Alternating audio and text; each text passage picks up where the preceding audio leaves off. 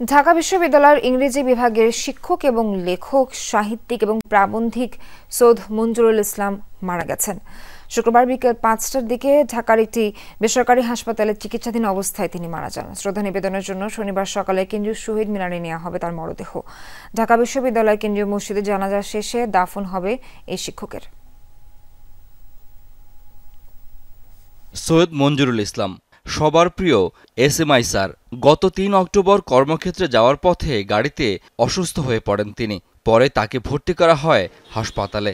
পরীক্ষা নিরীক্ষার পর ম্যাসিভ হার্ট অ্যাটাক ধরা পড়লে অস্ত্রোপচার করে রিং পরানো হয়। এরপর থেকেই সৈয়দ মঞ্জুরুল ইসলামের শারীরিক অবস্থার অবনতি হতে থাকে।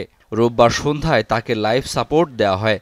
শুক্রবার বিকেল ৫টায় চিকিৎসকরা লাইফ সাপোর্ট সরিয়ে নিয়ে তাকে মৃত ঘোষণা করেন। সকালবেলা তার শারীরিক অবস্থার আবারও অবনতি হয়।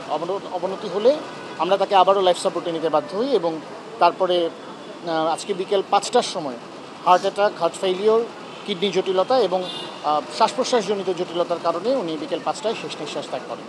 শিক্ষাবিদ সৈয়দ মঞ্জুরুল ইসলামের বিচরণ ছিল বাংলা সাহিত্য ও মুক্তচিন্তার জগতে। লেখক, গল্পকার, প্রাবন্ধিক হিসেবেও ব্যাপক পরিচিত তিনি।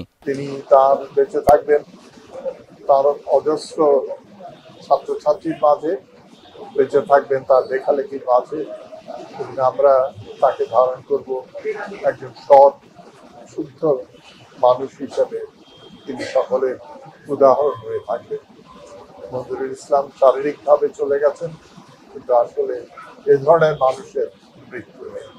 ল্যাব 8 থেকে সৈয়দ মঞ্জুরুল ইসলামের মরদেহ বারডেমের হিমঘরে রাখা হয়। শনিবার সকাল 11টায় তার মরদেহ কেন্দ্রীয় শহীদ মিনারে নেওয়া হবে সর্বস্তরের মানুষের শ্রদ্ধা নিবেদনের জন্য। এরপর বাদ-জোহর ঢাকা বিশ্ববিদ্যালয়ের কেন্দ্রীয় মসজিদে জানাজা হবে। সবশেষ মিরপুর বুদ্ধিজীবী কবরস্থানে দাফন করা হবে তাকে। শাকিল হাসান, যমুনা নিউজ, ঢাকা।